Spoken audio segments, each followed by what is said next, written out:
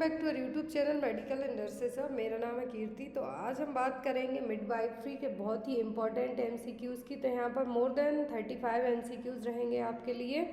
तो जिनका भी अपकमिंग टाइम में CHO, NHM, NVS, DSSB, ESIC और अलग अलग जगह के लिए स्टाफ नर्स के एग्ज़ाम होते हैं नर्सिंग ऑफिसर की पोस्ट के लिए, तो इन सभी के लिए क्वेश्चन बहुत ही ज़्यादा इंपॉर्टेंट रहेंगे। तो वीडियो में एंड तक ज़रूर बने रहें। जो भी लोग नए हैं प्लीज़ चैनल को सब्सक्राइब करके बेल आइकन बटन को प्रेस करके रखें, जिससे आपके वैकेंसी के नोटिफिकेशन के साथ साथ यहाँ पर जो सीरीज़ आपको लाई जाती हैं वो भी मिस ना हो पाए।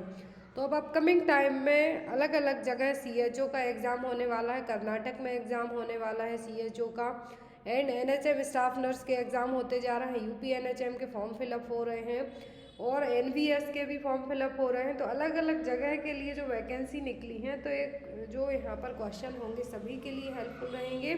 तो ऑलरेडी सीरीज़ स्टार्ट है चैनल पर, और जो यहाँ पर क्वेश्चन है आपके प्रीवियस एग्ज़ाम्स के जो पेपर रहे, इवन 10 साल तक के पेपर, उनमें से अलग अलग पेपर्स में से क्वेश्चन ऐड किए जाते हैं, जिससे आपको एक यूनिक क्वेश्चन और एक यूनिक फॉर्मेट टाइप के क्वेश्चन मिले जो आपकी बुक्स में नहीं रहते हैं।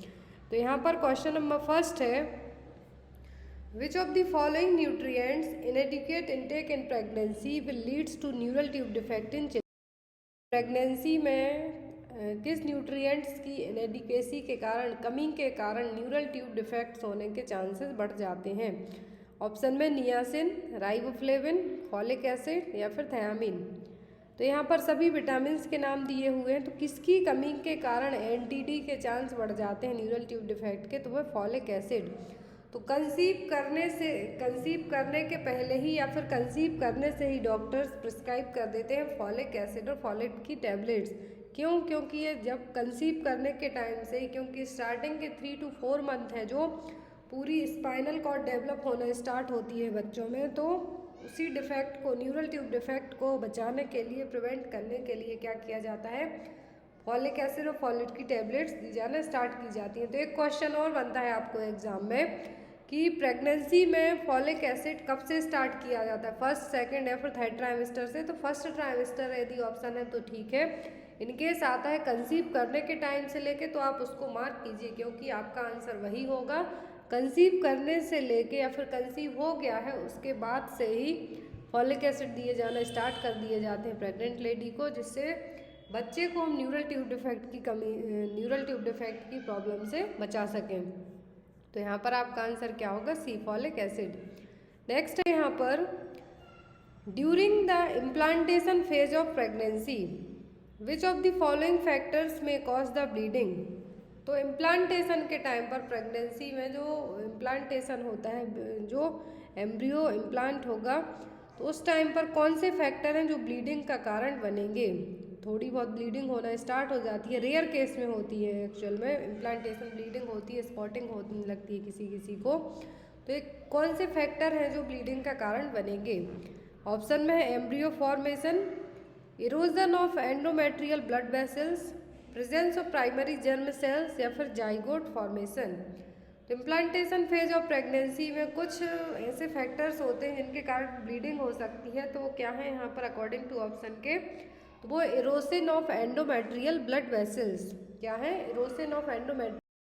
इम्प्लांटेशन जो फेज होती है प्रेगनेंसी में, जैसे ही जो 10 to 14 डेज कॉन्सेप्शन के बाद जनरली एम्ब्रियो इम्प्लांट होता है यूट्रस की वॉल के यहाँ पर, तो यूट्रस वॉल के, वॉल ऑफ द यूट्रस के यहाँ इम्प्लांटेशन होगा, तब वहाँ पर क्या हो, कुछ टिनी ब्लड वेसल्स होंगी यूट्रस वॉल के यहाँ पर, with in the uterus wall.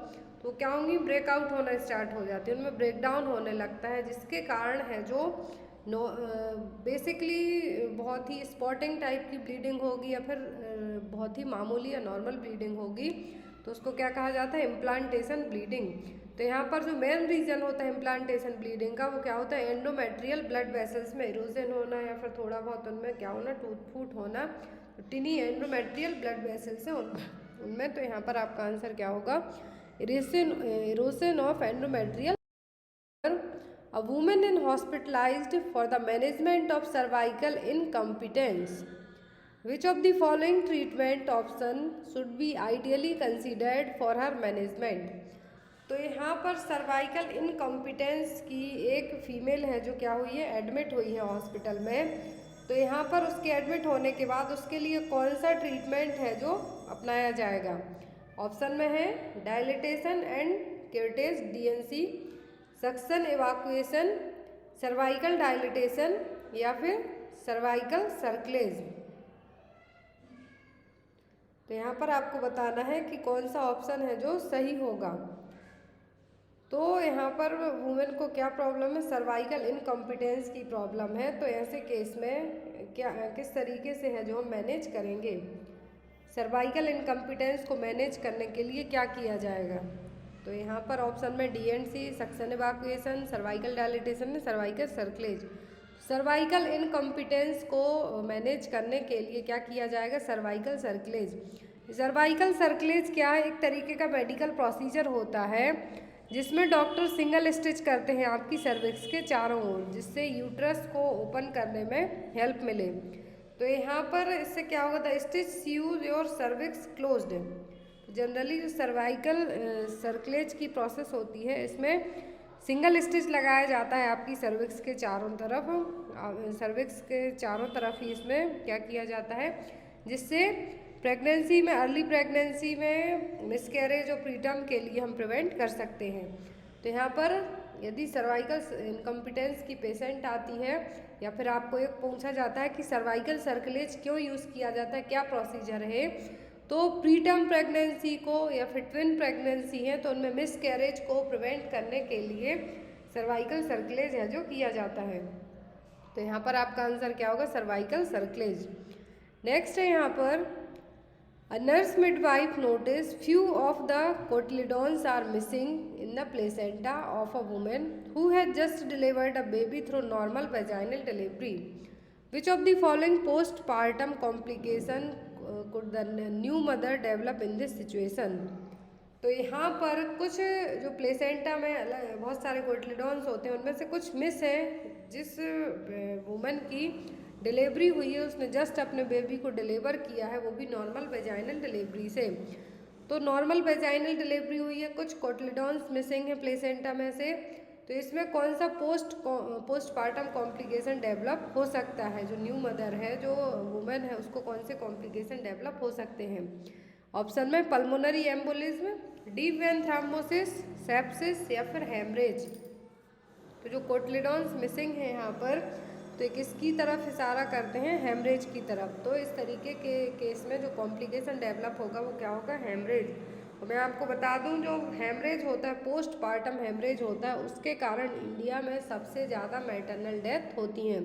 यदि आपको एग्जाम में क्वेश्चन आता है कि मैटरनल डेथ का मेन रीज़न क्या है इंडिया में, तो वो है हेमरेज। या तो वो एंटीपार्टम हेमरेज हो सकता है, दैट मीन्स बिफोर डिलीवरी के, या फिर पोस्टपार्टम हेमरेज है जो हो सकता है। मोस्टली पोस्टपार्टम हेमरेज के कारण डेथ होती है। तो यहाँ पर हेमरेज है जो एक मेन रीज़न है मैटरनल डेथ का। तो नॉर्मल वेजाइनल डिलीवरी के बाद जो कॉम्प्लिकेशन डेवलप होने के चांसेस होंगे वो क्या होगा? Haemorrhage. Next is which of the following lies is considered as the most favourable for a normal vaginal birthing process. तो इनमें से कौन सा लाई है जो वेजाइनल बर्थिंग प्रोसेस के लिए बहुत ही ज़्यादा फेवरेबल माना जाता है? ऑप्शन में लॉन्गिट्यूडनल, ट्रांसवर्स, ओब्लिक या फिर कंपाउंड। तो जो लाई यहाँ पर फेवरेबल लाई माना जाएगा वेजाइनल बर्थिंग प्रोसेस के लिए, वो क्या होगा? वो होगा लॉन्गिट्यूडनल लाई। यहाँ पर ये देखिए आप लोग, लॉन्गिट्यूडनल लाई और वर्टेक्स प्रेजेंटेशन यदि कॉमन पूछा जाता है तो gynaecoid pelvis, longitudinal lies, vertex presentation और सेफेलिक प्रेजेंटेशन है जो नॉर्मल वेजाइनल डिलीवरी के लिए एक आइडियल है जो माना जाएगा, ये कंपोनेंट्स रहेंगे। यदि लॉन्गिट्यूडनल लाई है बट ब्रीच प्रेजेंटेशन है, क्या है? ब्रीच प्रेजेंटेशन है, बेबी के जो बटक्स हैं क्या है? डाउन साइड है सिम्फाइसिस प्यूबिस में, तो क्या होगा? Breech presentation. ट्रांसवर्स में बेबी पूरा क्या हो गया है? ना तो उसका सिर वर्टेक्स में है ना ही बटक्स है, तो ये क्या हो जाएगा? ट्रांसवर्स लाई हो जाएगा। तो ट्रांसवर्स लाई में सिजेरियन सेक्शन है जो डॉक्टर्स मोस्टली अपनाते हैं। तो यहाँ पर जो normal favourable vaginal birthing process के लिए लाई पूछा है तो वो होगा लॉन्गिट्यूडनल।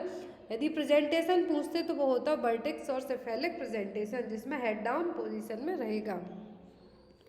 नेक्स्ट है यहाँ पर which of the following assessment finding indicates that the mother is in true labour. तो यहाँ पर आपको ट्रू एंड फॉल्स लेबर में डिफरेंस पता होना चाहिए। एग्जाम में, हर एक एग्जाम में क्वेश्चन आता है नर्सिंग के। तो यहाँ पर क्वेश्चन है कि कौन सी फाइंडिंग है जो इंडिकेट करेगी कि मदर को ट्रू लेबर पेन आ रहे हैं। ऑप्शन में है लीकिंग पर vagina and ruptured membranes, fetal head is engaged, cervix is 4 centimeter dilated, intermittent tightening of the abdomen is observed। तो यहाँ पर ट्रू लेबर पेन के लिए जो बेस्ट फाइंडिंग होगी वो क्या होगी अकॉर्डिंग टू ऑप्शन के। तो कभी भी आपको इस तरीके के क्वेश्चन आते हैं तो आपको जो पेन है उनकी फ्रिक्वेंसी इंटेंसिटी बहुत ज़्यादा फास्ट है, जो बढ़ती जाएगी धीरे धीरे, लेटने बैठने कुछ भी करने से स्टॉप नहीं होंगे। बट जो ट्रू लेबर पेन होते हैं उसमें इस तरीके से आपको जैसे ऑप्शन सामने दिख रहे हैं ऐसे ऑप्शन आते हैं। तो आपका जो फर्स्ट ऑप्शन होगा वो क्या होगा कि सर्विक्स है जो 4 सेंटीमीटर डायलेटेड है, और सर्विक्स 4 सेंटीमीटर डायलेट है, दैट मीन्स लेडी क्या है ट्रू लेबर पेन में है। एंड सेकेंड थिंग, जो सर्विक्स का डायलिटेशन है मैक्सिमम कितना माना जाता है, जब डिलीवरी के लिए प्रेफरेबल माना जाता है तो वो होता है 10 सेंटीमीटर, मैक्सिमम 10 सेंटीमीटर। तो 4 सेंटीमीटर सर्विक्स डायलेट है, दैट मीन्स वुमेन क्या, मदर क्या है ट्रू लेबर पेन में है। तो यहाँ पर आप मार्क कर सकते हैं सर्विक्स इज 4 सेंटीमीटर डायलेटेड। तो यहाँ पर आपको true and labour pain and false labour pain में डिफरेंस बताए जा रहे हैं। बेसिक से डिफरेंस है जो आपको याद रखना है। आपके एग्जाम में क्वेश्चन इसी तरीके से आएगा, या तो फॉल्स लेबर पेन पूछ सकते हैं या फिर ट्रू पूछ सकते हैं या फिर एक्सेप्ट करके क्वेश्चन आ सकता है आपको। तो जो लेबर की प्रोसेस होती है इसमें true labour pain and false labour pain को आप किस तरीके से है जो चेक कर सकते हैं कि फीमेल को ट्रू लेबर सही में आ रहे हैं लेबर पेन या फिर ये फॉल्स लेबर पेन और ब्रैक्सटन हिक्स कॉन्ट्रैक्शन है। तो यहाँ पर जो ट्रू लेबर पेन में होगा जो कॉन्ट्रैक्शन होंगे, यूट्राइन कॉन्ट्रैक्शन होंगे वो रेगुलर पैटर्न में होंगे, बट जो फॉल्स लेबर पेन में होंगे वो रेयरली फॉलो करेंगे, पैटर्न को बहुत ही रेयर केस में फॉलो करेंगे। कॉन्ट्रैक्शन आएंगे, कुछ देर बाद वो स्टॉप हो जाएंगे। और जो ट्रू लेबर पेन के कॉन्ट्रैक्शन आते हैं वो क्लोजर टुगेदर आएंगे, स्ट्रॉन्गर होंगे, वो धीरे धीरे बढ़ते जाएंगे। बट जो फॉल्स लेबर पेन के कॉन्ट्रैक्शन होंगे उनकी लेंथ और इंटेंसिटी धीरे धीरे घटेगी, बढ़ेगी। बट ट्रू लेबर पेन की जो कॉन्ट्रैक्शंस रहेंगे, यूट्राइन कॉन्ट्रैक्शन, एक तो फास्ट आना स्टार्ट हो जाते हैं एंड लंबे टाइम तक रहेंगे। Contractions get stronger with ambulation. जो ट्रू लेबर पेन के कॉन्ट्रैक्शन है, आप इसमें वॉक करते हैं कुछ भी करते हैं तो और ज़्यादा स्ट्रॉन्ग होंगे। बट फॉल्स लेबर पेन में यदि आपने अपनी पोजीशन चेंज कर ली तो ये स्टॉप हो जाएंगे। Contraction seems to start in labour back then travel to lower abdomen. तो ये मोस्ट इम्पॉर्टेंट थिंग है कि जो ट्रू लेबर पेन आते हैं वो हमेशा बैक साइड से आते हैं, लोअर बैक से आते हुए लोअर एब्डोमेन की तरफ आएंगे। बट ओनली जो फॉल्स लेबर पेन होंगे ओनली फंडस आपको सामने की तरफ ही फील होंगे। चाहे आप मेडिसिन ले लो, ब्रीदिंग ले लो, सेडेशन थेरेपी ले लो, ट्रू लेबर पेन स्टॉप नहीं होंगे, but false labour pain stop हो जाएंगे। सर्विक्स सॉफ्टन रहेगी, इफासमेंट होगा और डायलिटेशन होगा। बट फॉल्स लेबर पेन में सर्विक्स सॉफ्ट तो रहेगी बट ना तो यहाँ पर इफासमेंट होगा ना ही डायलिटेशन होगा। Fetus continue descent into pelvis. True labour pain में फीटस डाउन साइड ही जाएगा, बट फीटल पोजीशन में फॉल्स लेबर पेन में कोई भी चेंजेस नहीं होंगे। तो ये बेसिक डिफरेंस है जो आपको याद होना चाहिए। मेनली आपको याद रखना है कि जो कॉन्ट्रैक्शन, यदि आप ट्रू लेबर पेन को याद रख लेते हैं तो फॉल्स लेबर पेन आपको इजीली याद हो जाएगा। ट्रू लेबर पेन में कॉन्ट्रैक्शन फास्ट रहेंगे, इनकी इंटेंसिटी और जो फ्रिक्वेंसी है वो स्ट्रॉन्गर होगी, एंड लोअर बैक साइड से होती है, लोअर एब्डोमेन की तरफ आएंगे, लेटने बैठने उठने कुछ भी करने से स्टॉप नहीं होंगे, लेबर पेन होगा। सर्विक्स फास्टमेंट होगा, डायलिटेशन होगा, फीटल कंटिन्यूसली डिसेंट होगा कहाँ पर, पेल्विस में। नेक्स्ट क्वेश्चन है यहाँ पर, all of the following are cause of postpartum weight loss except. Postpartum weight loss that means baby deliver होने के बाद का जो टाइम है वो क्या कहलाता है, पोस्टपार्टम पीरियड। तो यहाँ पर पोस्टपार्टम वेट लॉस सभी चीज़ें करेंगी बट किसी एक को छोड़कर। ऑप्शन में loss of liquor, blood loss, expulsion of fetus and placenta या फिर एंटी डायरेसिस। तो पोस्टपार्टम वेट लॉस का मतलब है यहाँ पर कि बेबी डिलीवर होने के बाद है जो पोस्टपार्टम पीरियड है उसमें किन किन कारणों से वेट लॉस होगा, आपका वेट कम होगा। जो प्रेगनेंसी में आपका वेट गेन हुआ है वो आफ्टर डिलीवरी डिलीवरी होने के कुछ घंटों के बाद ही आपका वेट है जो 4-5 kg तक कम हो जाता है। तो ऐसा क्यों? एक तो होता है एमनियोटिक फ्लूइड और जो लिक्वर है उसके कारण, ब्लड लॉस होगा उसके कारण, जो फीटस और प्लेसेंटा इसका ही मेन वेट होता है तो वो एक्सपेल्ड आउट हो जाएंगे। तो ये 3 रीज़न हो गए।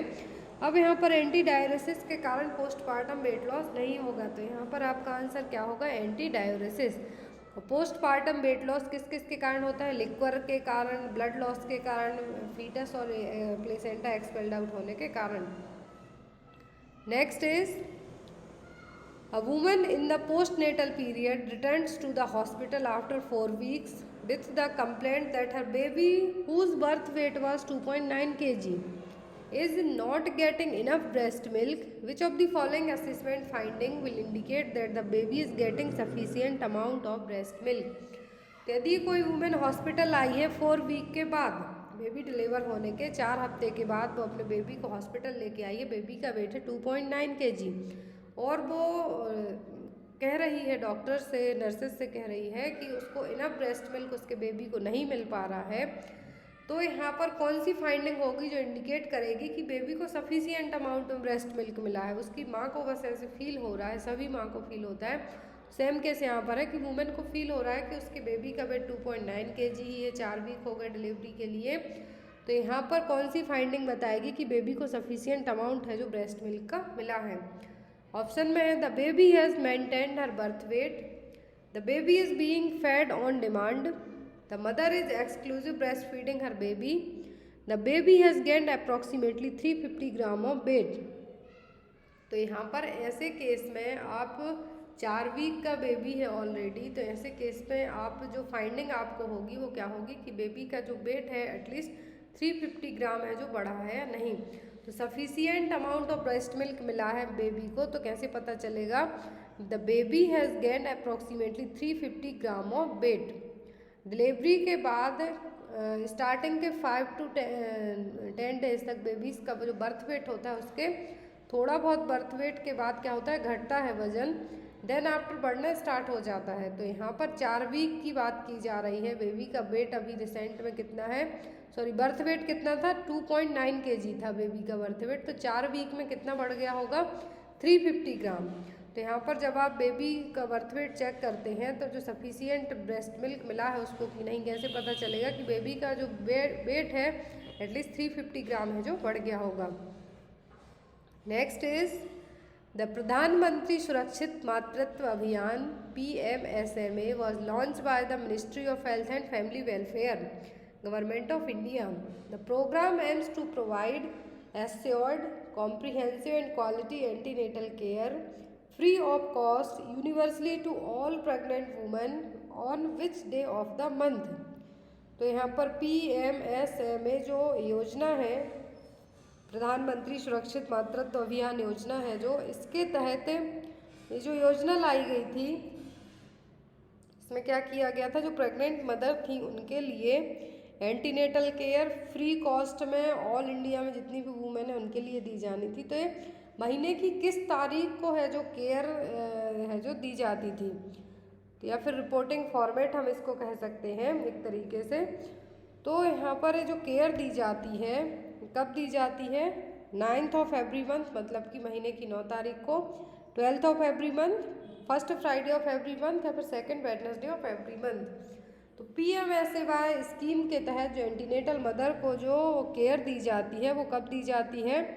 ये दी जाती है हर महीने की 9 तारीख को, जिसमें फ्री ऑफ कॉस्ट केयर रहेगी आपके लिए, एंटीनेटल केयर रहेगी और यूनिवर्सली दी जाएगी और हर महीने को दी जाएगी। कब? 9th of every month, महीने की 9 तारीख को ये केयर है जो दी जाएगी, जिससे जो मदर और बेबी, जो बेबी फीटस है उन दोनों के लिए प्रॉपरली उनका चेकअप हो पाए, मैटरनल डेथ को प्रिवेंट कर पाएँ, इन्फेंट डेथ को प्रिवेंट कर पाएँ।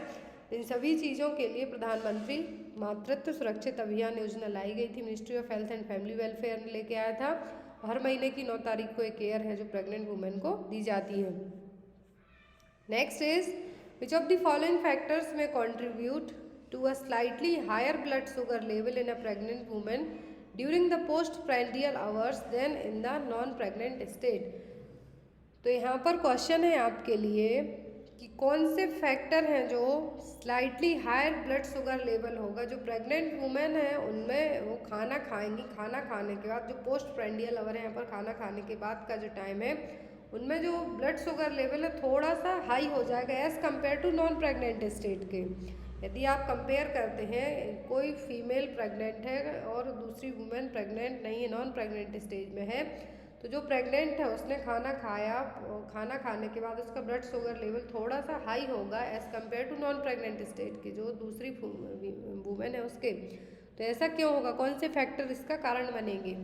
ऑप्शन में decreased insulin production during the pregnancy, increased insulin resistance caused by the pregnancy hormones, decreased glomerular filtration rate, rapid exchange of glucose between blood and tissue।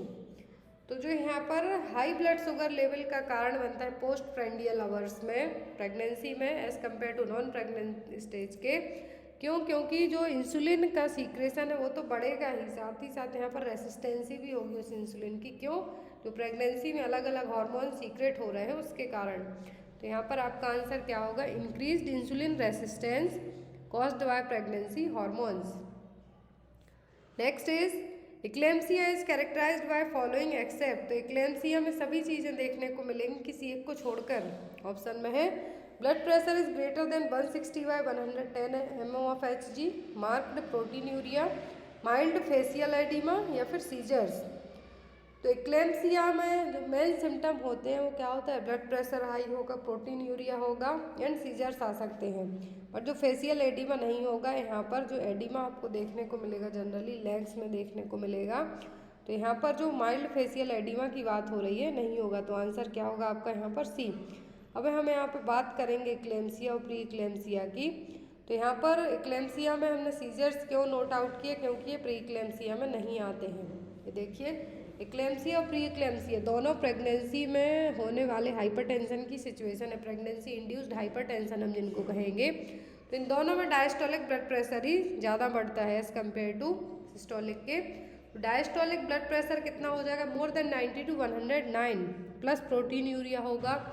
But जब यदि severe pre eclampsia होगा तो headache भी होगा, अपर abdominal pain होगा, blood vision होगा, proteinuria होगा, swelling भी देखने को मिलेगी। बट इक्लेम्सिया में एक साइन और ऐड हो जाता है, तो वो होता है कन्वल्जन और अनकॉन्शियसनेस। पेशेंट्स को फिट्स और सीजर्स आना स्टार्ट हो जाते हैं, प्री इक्लेम्सिया में नहीं आते हैं। तो एक माइनर मेजर सा डिफरेंस है जो आपको एग्जाम में पूछा जा सकता है कि प्री इक्लेम्सिया में एज़ कम्पेयर टू इक्लेम्सिया के कौन सा साइन नहीं होगा, तो होंगे कन्वल्जन्स जो ओनली इक्लेम्सिया के पेशेंट में आ सकते हैं। और इनको मैनेज करने के लिए प्रेगनेंसी इंड्यूस्ड हाइपरटेंशन या फिर प्री इक्लेम्सिया और इक्लेम्सिया को मैनेज करने के लिए कौन सी मेडिसिन दी जाती है, तो वो MgSO4। नेक्स्ट इज सर्कलेज और encircling cervix with suture is done for patient with. तो ये मैंने आपको स्टार्टिंग में ही क्वेश्चन बताया था कि जो सर्कलेज है, सर्विक्स सर्कलेज, इसमें सूचरिंग की जाती है सर्विक्स के चारों तरफ एक सर्किल के तौर पर फॉर्मेट में। तो यहाँ पर किस टाइप के पेशेंट में होगी, यहाँ पर इंडिकेशन पूछे हैं अब सर्कलेज के। ऑप्शन में complete abortion, incomplete cervix, threatened abortion या फिर इनकम्प्लीट अबॉर्शन। तो सर्कलेज क्यों किया जाता है, ताकि जो इनकॉम्पिटेंट सर्विक्स तो है ही, इनकॉम्पिटेंट सर्विक्स के साथ साथ जो हम बेबी मिसकैरेज होने के चांसेस ज़्यादा हो जाते हैं, जिस केस में उसी में करेंगे, बट अबॉर्शन की सिचुएशन में नहीं करेंगे, प्रिवेंट करने के लिए करेंगे। तो इनकॉम्पिटेंट सर्विक्स को ट्रीट करने के लिए है जो सर्कलेज है किया जाएगा। और जो इनकॉम्पिटेंट सर्विक्स है इसको सर्वाइकल इनसफिशियंसी कहा जाएगा, जिसमें when weak cervical tissue causes और contributes to premature birth. मैंने स्टार्टिंग में आपको बताया preterm premature birth या फिर ट्विन प्रेगनेंसी को डिलीवर होने से बचाने के लिए, प्री टर्म बेबीज़ को डिलीवर होने से बचाने के लिए सर्कलेज है जो किया जाता है, जिसमें सर्विक्स के बाहर की तरफ क्या किया जाता है, सूचर एक स्टिच है जो लगा दिया जाता है। तो यहाँ पर आपका जो आंसर होगा वो क्या होगा, इनकॉम्पिटेंट सर्विक्स या फिर सर्वाइकल इनसफिशियंसी। नेक्स्ट क्वेश्चन है gestational diabetes increase risk of the following except. तो यदि प्रेगनेंसी में डायबिटीज़ की सिचुएशन हो जाती है तो हम उसको क्या कहते हैं, जेस्टेशनल डायबिटीज़। जेस्टेशनल डायबिटीज़ के कारण सभी रिस्क फैक्टर्स हो सकते हैं, सभी रिस्क हो सकती हैं किसी एक को छोड़कर। ऑप्शन में congenital anomalies, small for dead fetus, prematurity and still birth, या फिर मैक्रोसोमिया। तो यहाँ पर जो जेस्टेशनल डायबिटीज़ के पेशेंट होते हैं उनमें उनके बच्चों को कंजेनाइटल एनोमलीज हो सकती हैं, बेबी की जो साइज़ है वो ज़्यादा हो सकती है, बर्थ वेट 4 kg से ज़्यादा हो सकता है, प्रीमेच्योरिटी भी हो सकती है बेबी में, स्टिल बर्थ भी हो सकता है। But small for dead fetus, small for dead fetus का मतलब है यहाँ पर IUGR, intra uterine growth restricted बच्चे नहीं होंगे। तो यहाँ पर जो मेन रिस्क फैक्टर नहीं होगा वो क्या होगा, स्मॉल फॉर डेड फीटस। तो यहाँ पर आपका आंसर क्या होगा, B. Next is preterm labour is when it occurs between. तो प्रीटर्म लेबर है जो कब माने जाते हैं, कितने वीक के जेस्टेशन के पहले डिलीवर हो जाएं। ऑप्शन में 20 to 37 weeks of gestation, 24 to 30 weeks of gestation, 32 to 36 week of gestation, या फिर 16 to 20 वीक्स ऑफ जेस्टेशन। तो प्रीटर्म लेबर कंसीडर किए जाते हैं जब डिलीवरी बिफोर 36 और 37 वीक्स के पहले हो जाए। मेनली 37 माना जाता है। जब बेबी 37 वीक्स ऑफ जेस्टेशन के पहले डिलीवर हो जाते हैं तो इसको क्या कहा जाता है, प्रीटर्म लेबर। तो यहाँ पर प्रीटर्म लेबर को लिए जो बेस्ट ऑप्शन होगा वो क्या होगा, 20 to 37 वीक्स ऑफ जेस्टेशन, क्योंकि यहाँ पर बिफोर 37 वीक्स माना गया है। तो आंसर क्या होगा आपका यहाँ पर, A. Next is para is defined as. तो पैरा का मतलब क्या है, ऑप्शन में यहाँ पर total number of pregnancies born from beginning of 38 to 42 weeks, number of past pregnancies done beyond period of viability, any pregnancy terminate before the period of viability। तो यहाँ पर आपको बताना है कि पैरा का मतलब क्या है। तो टोटल नंबर ऑफ प्रेगनेंसी तो ये ग्रेविड में आ जाएगा, ये ग्रेविडा सिचुएशन होगी, ग्रेविड होगी। Born from beginning of 38 to 42 weeks, तो ये 42 वीक्स तक के यदि बच्चे डिलीवर होते हैं 38 से 42 वीक तो ये नॉर्मल प्रेगनेंसी में आ जाएगा। फिर यहाँ पर आता है कि number of past pregnancy gone beyond period of viability. तो ऐसी प्रेगनेंसी जो वेबिलिटी स्टेज तक गई हैं तो किस में आएंगी, पैरा में। प्रीमी पैरा, मल्टी पैरा, ये सभी क्या कहलाएंगे, पैरा का मतलब है कि ऐसी प्रेगनेंसी, पास्ट प्रेगनेंसी जिसमें जो पीरियड ऑफ वेबिलिटी मतलब कि फीटस डिलीवर होने तक की सिचुएशन तक गया हो तो क्या है, पैरा। और any pregnancy terminate before the period of viability तो ये अबॉर्शन में आ जाएगा। तो यहाँ पर आपका आंसर क्या होगा, C. Number of past pregnancy gone beyond period of viability. Next is bleeding from और into the genital tract after 28th week of pregnant but before the birth of the baby is known as। तो bleeding हो रही है genital tract से 28th week of pregnancy के बाद, लेकिन ये डिलीवरी के पहले होता है, बेबी बर्थ के पहले होता है, तो ये क्या कहलाएगा, antepartum haemorrhage, intrauterine device, sorry intrauterine death, intrapartum haemorrhage, या फिर पोस्टपार्टम हेमरेज।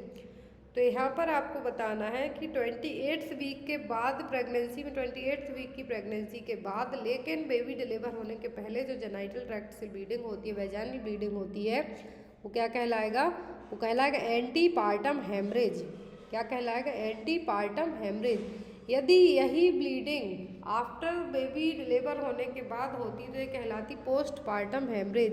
और ड्यूरिंग द लेबर पेन जो ब्लीडिंग होती है तो क्या कहलाती, इंट्रापार्टम हेमरेज। इंट्रायूट्राइन डेथ का मतलब है कि बेबी की जो डेथ है यूट्रस में ही हो जाए तो क्या है, intrauterine death. Antepartum haemorrhage defined as bleeding from on in the और into the genital tract occurring from 24+ weeks, मतलब कि 24 वीक्स से ज़्यादा की प्रेगनेंसी के बाद बट बेबी डिलीवर होने के पहले होती है तो ये क्या कहलाएगी, एंटीपार्टम हेमरेज। और एंटीपार्टम हेमरेज का कॉज जनरली एग्जाम में आता है तो वो है प्लेसेंटा प्रीविया, प्लेसेंटा एब्रप्शन। ये दो मोस्ट कॉमन कॉज हैं इनके कारण एंटीपार्टम हेमरेज होने के चांसेस बनते हैं। कौन कौन से, प्लेसेंटा प्रीविया और एब्रप्शन ऑफ प्लेसेंटा।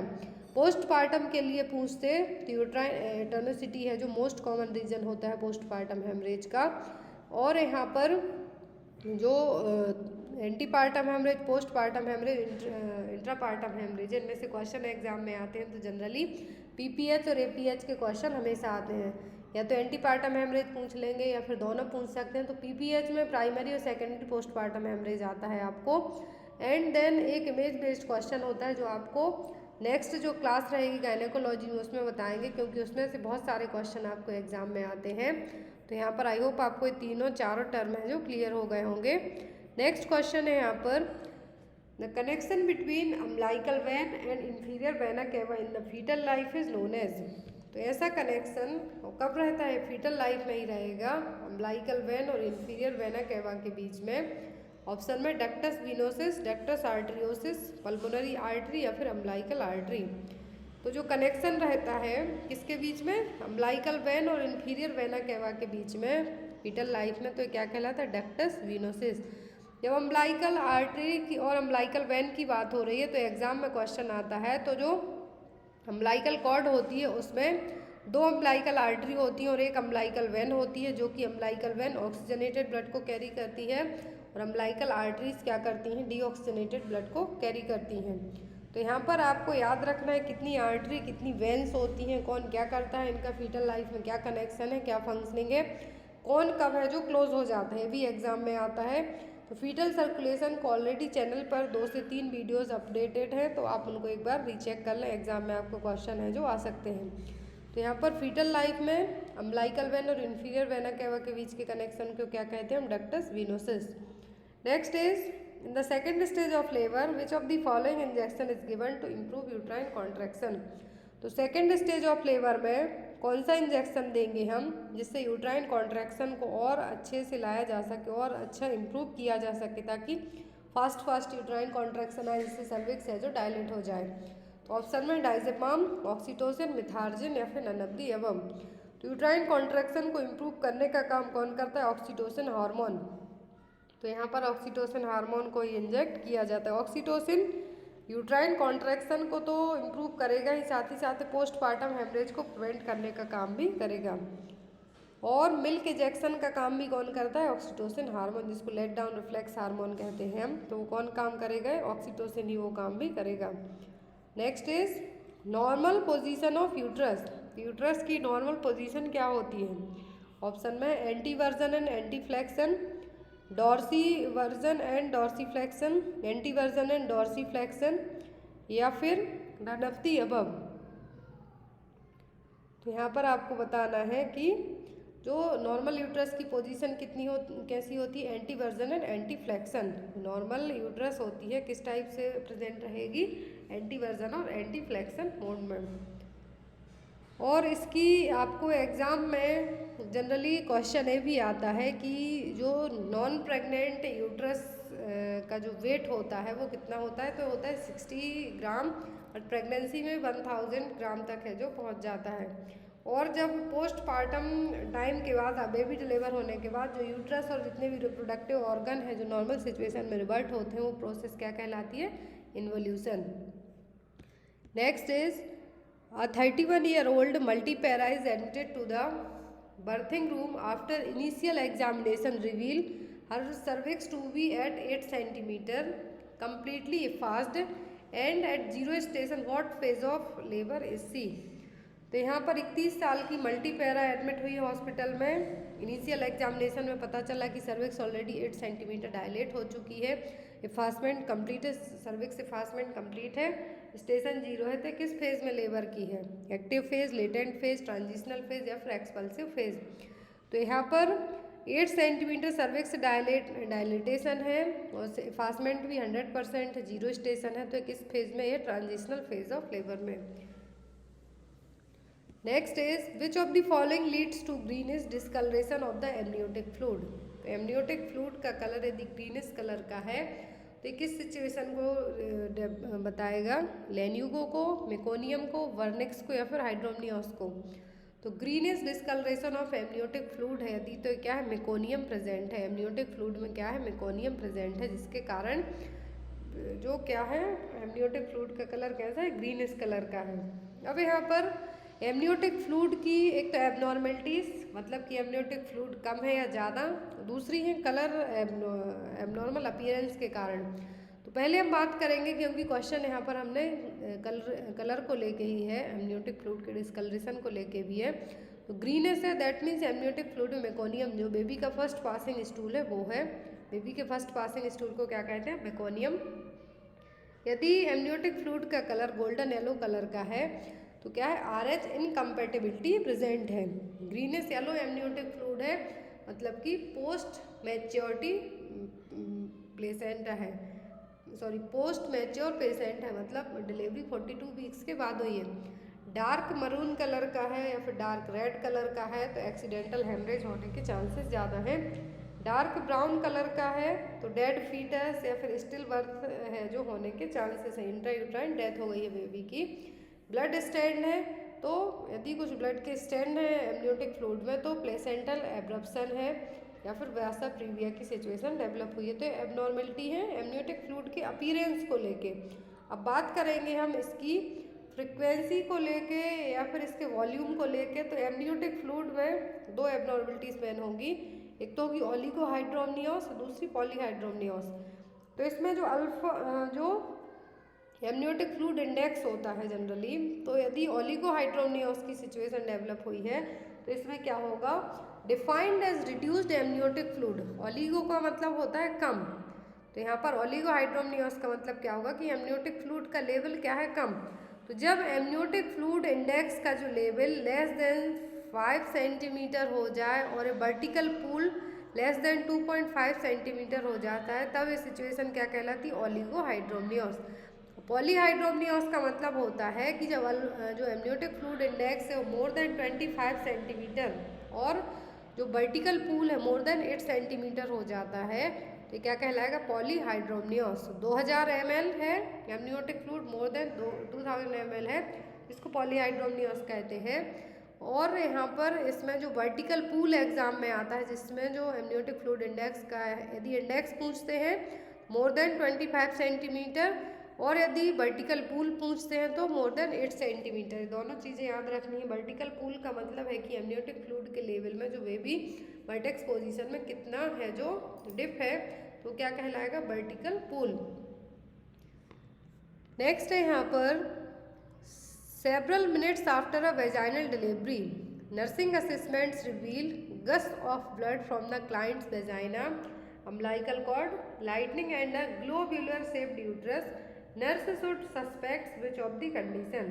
तो डिलीवरी के कुछ मिनट के बाद, वेजाइनल डिलीवरी के कुछ मिनट के बाद बहुत सारा क्लाइंट्स जो वेजाइना है वहाँ पर बहुत ज़्यादा गस ऑफ ब्लड, बहुत ज़्यादा ब्लड आ रहा है, अम्बिलिकल कॉर्ड बाहर की तरफ आ रही है और यूट्रस का शेप कैसे हो रहा है? ग्लोबुलर शेप में हो रहा है। तो ये किस चीज़ को आप सस्पेक्ट करेंगे? पोस्टपार्टम हेमरेज को, प्लेसेंटल सेपरेशन को, यूट्राइन इन्वोल्यूशन को या फिर सर्वाइकल लेस्ट्रेशन को। तो यहाँ पर gush of vaginal blood, lengthening of umbilical cord, globular shape uterus, ये सभी किसके साइन है? प्लेसेंटल सेपरेशन साइन है। यदि जो नॉर्मल और प्रीवी पैरा मदर है, फर्स्ट डिलीवरी है जिसकी, तो उसमें प्लेसेंटा विदिन 30 मिनट के बाद ही क्या हो जाता है? एक्सपेल्ड आउट हो जाता है। लेकिन यदि ये 30 मिनट के बाद तक भी एक्सपल्सन नहीं होता है प्लेसेंटा का, तब हम इस सिचुएशन को क्या कहते हैं? Retained placenta. और मल्टी पैरा है, मल्टी प्रेगनेंसी की महिला है, कोई वुमेन है, तो इसमें बेबी डिलीवर होने के विदिन 15 मिनट में क्या हो जाता है? प्लेसेंटा डिलीवर हो जाएगा। तो यदि प्लेसेंटा यहाँ पर जो साइन बताए हैं कि gush of vaginal blood, umbilical cord lengthening, globular shaped uterus, तो किसके साइन है? प्लेसेंटल सेपरेशन के। तो ये कितने टाइम के अंदर हो जाता है? बेबी डिलीवर होने के विदिन 30 मिनट में। तो यदि ये 30 मिनट में नहीं हो पाता है तब हम इस सिचुएशन को क्या कहते हैं? Retained placenta. फिर हम इसको मैनुअली या फिर यूट्राइन मसाज करके निकालेंगे। नेक्स्ट है यहाँ पर which of the following sexually transmitted disease has a bacterial origin. तो इनमें से कौन सी सेक्सुअली ट्रांसमिटेड डिसीज है जिसका जो कारण है बैक्टीरिया, जो बैक्टीरियल कारण है? ऑप्शन में syphilis, hepatitis B, trichomonas vaginitis या फिर स्कैबीज। तो यहाँ पर जो सेक्सुअली ट्रांसमिटेड डिसीज जो कि बैक्टीरियल रीजन के कारण हुई है वो कौन सी है? तो वो है यहाँ पर सिफिलिस। क्या है? सिफिलिस। सिफिलिस जो कि ट्रिप्नोमा पैलिडियम नाम के बैक्टीरिया से होगा, और जो यहाँ पर ट्राइकोमोनास एक तरीके का जो पैरासाइटिक इन्फेक्शन है, पैरासाइट ट्राइकोमोनास वेजाइनलिस, जो कि ट्राइकोमोनियासिस भी कहा जाता है। तो ट्राइकोमोनास वेजाइनाइटिस किसके कारण होगा? पैरासाइट के कारण। हेपेटाइटिस बी वायरस के कारण होगा।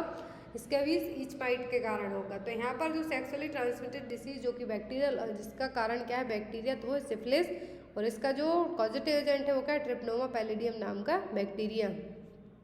Next is a localized edema or collection of fluid on the fetal scalp that develop during labor is known as। ये क्वेश्चन हर एक एग्जाम में आता है कि लेबर के टाइम पर जो फीटल स्कैल्प है वहाँ पर या तो एडिमा देखने को मिलेगी या फिर फ्लूइड का कलेक्शन हो जाएगा। तो ये क्या कहलाएगा? ऑप्शन में मोल्डिंग, कैपेट सक्सीडेनम, क्राउनिंग या फिर सेफेलोहेमेटोमा। तो फ्लूइड का कलेक्शन होता है यदि फीटल स्कैल्प में ड्यूरिंग द लेबर के टाइम पर, तो ये क्या कहलाएगा? कहलाएगा कैपेट सक्सीडेनम। दो इमेज देख के आप समझ सकते हैं। फर्स्ट है कैपेट सक्सीडेनम की, ज़्यादा प्रेशर के कारण जो फीटल का स्कैल्प है यहाँ पर एडिमा हो जाएगा और फ्लूइड का कलेक्शन हो जाएगा। बट सेफेलोहेमेटोमा में क्या होगा कि जो स्कैल्प है इसके डाउन लेयर में ब्लड का कलेक्शन होगा, जो कि जो कब देखने को मिलेगा? 2 से 3 दिन के बाद। बट जो यहाँ पर बर्थ के टाइम पर कैपेट सक्सीडेनम होगा, प्रेजेंट एट बर्थ होगा, और इसमें साइज है जो नहीं बढ़ेगी बट थोड़ी सी स्वेलिंग देखने को मिलेगी, और डिलीवरी के कुछ घंटों के बाद या कुछ दिन के बाद ही ये अपने आप ठीक हो जाएगा। बट सेफेलोहेमेटोमा के लिए ट्रीटमेंट की ज़रूरत पड़ेगी, या तो यहाँ पर क्लॉटिंग हो सकता है, फिर अंडरलाइंग स्कल फ्रैक्चर की सिचुएशन भी डेवलप हो सकती है। तो यहाँ पर ज़्यादा लीथल सिचुएशन पूछते हैं तो क्या है? सेफेलोहेमेटोमा एज कम्पेयर टू कैपेट सक्सीडेनम के। कैपेट सक्सीडेनम अपने आप ही ठीक हो जाता है। यहाँ पर ज़्यादा प्रेशर के कारण जो फीटल हेड है सर्विक्स के यहाँ पर ज़्यादा प्रेशर के कारण कैपेट सक्सीडेनम की सिचुएशन डेवलप होती है, जिसमें फीटल स्कैल्प के नीचे थोड़ा बहुत फ्लूइड कलेक्ट होगा, एडिमा होगा, बट डिलीवरी के कुछ घंटों या कुछ दिन के बाद अपने आप ठीक हो जाए। कोई कॉम्प्लिकेशन डेवलप होने के चांसेस नहीं होंगे, बहुत ही रेयर होते हैं। बट यदि सेफेलोहेमेटोमा पूछते हैं तो यहाँ पर फ्लूइड की जगह ब्लड का कलेक्शन कह देते हैं फीटल स्कैल्प के यहाँ पर, तब ये क्या कहलाएगा? ये कहलाएगा सेफेलोहेमेटोमा। नेक्स्ट है यहाँ पर which of the biochemical marker detected in a mother's blood and neural tube defect. तो यदि न्यूरल ट्यूब डिफेक्ट की सिचुएशन बेबी को डेवलप हो रही है तो मदर का जो ब्लड सीरम किया जाएगा उसमें कौन सा बायोकेमिकल मार्कर डिटेक्ट होगा? Alpha fetoprotein, ascorbic acid, alkaline phosphate या फिर अमीनो एसिड। तो मदर के ब्लड में यदि न्यूरल ट्यूब डिफेक्ट की सिचुएशन डेवलप हुई है बच्चे को तो क्या देखने को मिलेगा? Alpha fetoprotein. यदि अल्फा फीटोप्रोटीन का लेवल ब्लड सीरम में मदर के हाई होगा तो न्यूरल ट्यूब डिफेक्ट की सिचुएशन को इंडिकेट करेगा, और यदि यही अल्फा फीटोप्रोटीन AFP का लेवल कम होगा तो डाउन सिंड्रोम की सिचुएशन को इंडिकेट करेगा। तो दोनों चीज़ें ज़रूरी है, अल्फा फीटोप्रोटीन ज़रूरी है, बट इसकी जो वॉल्यूम है घटेगी बढ़ेगी तो ये अफेक्ट करेगी। तो यदि हाई होता है AFP का लेवल, NTD होने के चांसेस हैं बच्चे को, लो है तो down syndrome. Next is the commonest presenting part in cephalic presentation. तो हमने अभी जो स्टार्टिंग में ही वीडियो में लाई पढ़ा था, तो जिसमें हमने ट्रांसवर्स पढ़ा, लाई ऑब्लिक लाई पढ़ा, तो वहीं पर मैंने प्रेजेंटेशन भी आपको बताया। तो यदि सेफेलिक प्रेजेंटेशन है तो कॉमन प्रेजेंटिंग पार्ट क्या होगा? फुट, वर्टेक्स, बटक्स या फिर फेस। तो सेफेलिक प्रेजेंटेशन में जो कॉमन प्रेजेंटिंग पार्ट होता है वो क्या होता है? Vertex. Next is fourth stage of labour means. तो लेबर की 4 स्टेज होती हैं, फर्स्ट, सेकंड, थर्ड, फोर्थ। तो फोर्थ स्टेज लेबर का मतलब क्या है यहाँ पर? Observation, placental delivering phase, episiotomy given phase या फिर नन ऑफ दी अबव। तो ये जो चारों ऑप्शन है इनमें से बहुत सारे क्वेश्चन आपको बनते हैं। तो फोर्थ स्टेज ऑफ लेबर का मतलब होता है ऑब्जर्वेशनरी फेज। तो फर्स्ट स्टेज ऑफ लेबर क्या होती है? सर्विक्स डायलिटेशन की स्टेज, जिसमें सर्विक्स 10 यूट्राइन कॉन्ट्रैक्शन स्टार्ट होने से लेके सर्विक्स 10 सेंटीमीटर तक डायलेट होने की स्टेज क्या कहलाती है? First stage of labour. Second stage of labour में सर्विक्स कंप्लीट डायलेट होने के बाद से लेके बेबी एक्सपेल्ड आउट होने तक की स्टेज आती है सेकेंड स्टेज ऑफ लेबर में। थर्ड स्टेज ऑफ लेबर में प्लेसेंटा एक्सपेल्ड आउट होता है, और फोर्थ स्टेज होती है ऑब्जर्वेशनरी स्टेज। एपिजियोटॉमी किस स्टेज में दी जाती है? सेकेंड, जो लेबर की सेकेंड स्टेज होती है जब सर्विक्स फुली डायलेट हो गई है बट बेबी का हेड फिर भी फंस रहा है, तो यहाँ पर वेजाइना और रेक्टम के बीच में जो एक पेरिनियल कट किया जाएगा जिसको हम एपिजियोटॉमी कहते हैं, तो कब होती है? सेकेंड स्टेज ऑफ लेबर में। तो यहाँ पर फोर्थ स्टेज ऑफ लेबर क्या हो गई? ऑब्जर्वेशनरी फेज हो गई। Next is chloasma will appears on which body part. तो जो हमने मेलाज्मा और कोलाज्मा पढ़े थे, तो कोलाज्मा है जो किस बॉडी पार्ट पे देखने को मिलते हैं? लिम्स पर, एब्डोमेन पर, चीक्स और नोज या फिर ब्रेस्ट एंड निपल्स। तो प्रेगनेंसी फेस मास्क जिसको हम कहते हैं, तो जो कोलाज्मा है कहाँ देखने को मिलते हैं? चीक्स एंड नोज पर, चीक्स पर, नोज पर, फोरहेड पर। जो ज़्यादा मेलानिन के कारण डेवलप होना, हार्मोनल इम्बैलेंस के कारण होने लगते हैं, जिसको हम प्रेगनेंसी फेस मास्क भी कहते हैं। तो कहाँ पर होते हैं? चीक्स, नोज, फोरहेड, चिन, यहाँ पर होते हैं। Next is identify the danger sign in the antepartum period. तो एंटीपार्टम पीरियड के यहाँ पर डेंजर साइन कौन से हैं? ऑप्शन में vaginal bleeding, leaking of amniotic fluid, blood vision या फिर all of the above.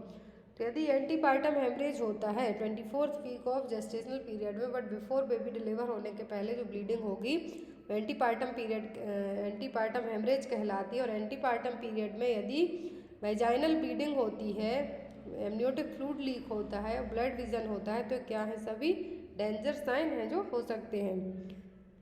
Next is nurse is caring for a patient who is experiencing eclamptic seizures at present, which among the following is the priority nursing intervention. तो यहाँ पर यदि किसी female को आप care कर रहे हैं जिसके एक्लेम्प्टिक सीजर्स की सिचुएशन है प्रेजेंट में, तो आपकी फर्स्ट नर्सिंग प्रायोरिटी क्या होगी? ऑप्शन में maintain patent airway, administer MgSO4, start IV fluid या फिर होल्ड द पेशेंट टाइटली। तो यदि एक्लेम्प्टिक सीजर्स की सिचुएशन है पेशेंट में, तो आप उसका एयरवे है जो पहले मेंटेन करेंगे, देन आप उसको MgSO4 एडमिनिस्टर कर सकते हैं एंड IV फ्लूइड दे सकते हैं। बट जो फर्स्ट प्रायोरिटी होती है हमारी इस टाइप के केस में जनरली, और ऑप्शन में आपको मेंटेन द पेटेंट एयरवे हो या फिर एयरवे क्लियरेंस हो, तो आप उसको मार्क करेंगे। Next is immunoglobulin present in breast milk. तो कौन सा इम्यूनोग्लोबुलिन है जो ब्रेस्ट मिल्क में होता है? IgA, IgG, IgM या फिर IgE। तो ब्रेस्ट मिल्क में जो इम्यूनोग्लोबुलिन होता है वो होता है IgA। यहाँ पर ये देखिए, जो IgM है जनरली ये फर्स्ट एंटीबॉडी प्रोड्यूस, या फिर हम ये कह सकते हैं कि जब भी कोई भी इन्फेक्शन होता है तो IgM है जो एक्टिवेट होगा। IgD है जनरली, ये क्या करता है? बी सेल्स को मैच्योर करने में हेल्प करेगा। IgA है जो कि म्यूकोसा, जितने भी सलाइवा, टीयर्स, ब्रेस्ट मिल्क के वहाँ पर होगा। और ये जो माइक्रो ऑर्गेनिज्म का जो भी इन्फेक्शन होगा उसके यहाँ पर फर्स्ट लाइन डिफेंस का काम करेगा। IgG है, प्लेसेंटा को क्रॉस कर सकता है। याद रखना है कौन सा इम्यूनोग्लोबुलिन है जो प्लेसेंटा को क्रॉस कर सकता है, तो वो है IgG, इम्यूनोग्लोबुलिन G। और सबसे ज़्यादा सीरम लेवल किसका होता है? IgG का। और IgE यदि पूछते हैं तो ये जो एलर्जीज होती हैं, हाइपर सेंसिटिविटी रिएक्शन होती है, उनमें एक्टिवेट होगा। नेक्स्ट है यहाँ पर endometrium after conception is known as. तो एंडोमेट्रियम को कॉन्सेप्शन के बाद क्या कहा जाता है? मायोमेट्रियम, प्रोमेट्रियम, डेसिडुआ या फिर none of the above. Endometrium को आफ्टर द कॉन्सेप्शन क्या कहा जाता है? Decidua. Next is hormone responsible for hyperemesis gravidarum. तो प्रेगनेंसी में होने वाली जो वॉमिटिंग है उसको क्या कहते हैं हम? हाइपरेमेसिस ग्रेविडेरम। और कौन सा हार्मोन रिस्पॉन्सिबल होगा?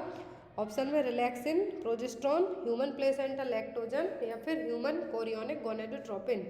तो जो हाइपरेमेसिस ग्रेविडेरम के लिए जो हार्मोन रिस्पॉन्सिबल होता है वो होता है human chorionic gonadotropin, HCG hormone. यहाँ पर एक क्वेश्चन और आपको बनता है, जब ऑप्शन यहाँ पे दिए हुए हैं कि प्रेगनेंसी में ही ऐसे हार्मोन जो ओनली प्रेगनेंसी में ही सीक्रेट होते हैं, तो वह है relaxin, HCG and human placenta lactogen hormone. तीनों हार्मोन ओनली प्रेगनेंसी में ही सीक्रेट होते हैं। नेक्स्ट है यहाँ पर normal weight of placenta at term is. तो एट टर्म प्रेगनेंसी में प्लेसेंटा का वेट कितना होगा? 600 gram, 900 gram, 1/4 of the baby weight या फिर 1/6 ऑफ द बेबी वेट। इस टाइप से क्वेश्चन आपको आता है। तो नॉर्मल प्लेसेंटा का वेट कितना होता है? 500 ग्राम। यदि 500 ग्राम भी है ऑप्शन में आपको नॉर्मल टर्म प्रेगनेंसी पूछते हैं, तो 1/6 of the baby weight, baby के बर्थ वेट के 6वां गुना है जो 1/6 होगा, वो कितना होगा, नॉर्मल प्लेसेंटा का वेट होगा। Next is the milk secreted 2 weeks after delivery of the baby is known as, baby deliver होने के 2 वीक के बाद तक जो मिल्क का सीक्रेशन होता है वो क्या कहलाता है, mature milk, four milk, transitional milk या फिर कोलेस्ट्रम। मिल्क सीक्रेट होता है 2 वीक्स आफ्टर द डिलीवरी, तो क्या कहलाता है, ट्रांजिशनल मिल्क। जो डिलीवरी के बाद सीक्रेट होता है वो क्या कहलाता है, कोलेस्ट्रम, जो कि थिक येलो कलर का होता है। बट यहाँ पर 2 वीक के बाद का पूछा है तो क्या है, ट्रांजिशनल मिल्क। यहाँ पर ये देखिए टाइप ऑफ मिल्क दिए, कोलेस्ट्रम फर्स्ट 2 और 3 डेज तक बस होता है। ट्रांजिशनल मिल्क होता है 10 से 14 दिनों तक हो सकता है, और जो मैच्योर मिल्क होता है 14 दिन के बाद तक है जो सीक्रेट होगा। नेक्स्ट क्वेश्चन है यहाँ पर, what is the target age group of राष्ट्रीय बाल स्वास्थ्य कार्यक्रम, आरबीएसके का टारगेट ग्रुप क्या है। ऑप्शन में 0 to 18 year, 10 to 19 year, 1 to 5 years या फिर 0 to 6 ईयर्स। तो राष्ट्रीय बाल स्वास्थ्य कार्यक्रम का जो टारगेट ग्रुप है वो है 0 से 18 साल तक की एज ग्रुप के बच्चे। आरबीएस के प्रोग्राम है जो एग्ज़ाम में आपको आता है, लॉन्च हुआ था 2013 में, फरवरी 2013 में इसको लॉन्च किया गया था, जिसमें बर्थ से लेकर 18 साल तक की एज ग्रुप को बच्चों को यहाँ पर क्या किया था, कवर किया गया था। इसके 4 Ds हैं जो एग्ज़ाम में आते हैं, जो कि defect at birth, deficiency, disease, developmental delay including the disabilities. एक क्वेश्चन आपके लिए है, इसका आंसर आप लोग कमेंट बॉक्स में देंगे। The pituitary hormone that stimulate secretion of milk, कौन सा पिट्यूटरी हार्मोन है जो मिल्क सीक्रेशन में वो स्टिमुलेट करता है, प्रोलैक्टिन, ऑक्सीटोसिन, प्रोजेस्टेरोन या फिर एस्ट्रोजन। आई होप आपको आज की क्लास अच्छी लगी हो, तो इस क्वेश्चन का आंसर कमेंट बॉक्स में जरूर देना। Thank you for watching us.